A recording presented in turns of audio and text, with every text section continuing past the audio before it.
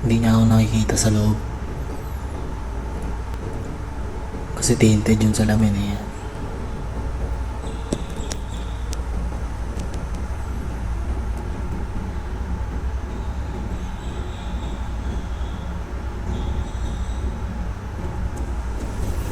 Angas no ano eh no. Lalamunan eh. Kala mo may tag dito. Lagi sinisinok eh oh. Putik. Ang kulit mo pala par. Ang kulit mo. Ang kulit mo. Naghahanap siya ng pagkain dyan eh oh. Mga uod eh. Ang kulit eh.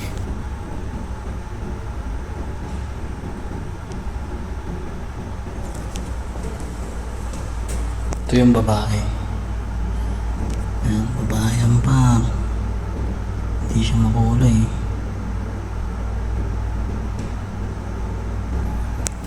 Herbivore pa yan kasi halaman yung kinakain eh oh. Angas. Ingat kayo dyan palagi. God bless. Love you all.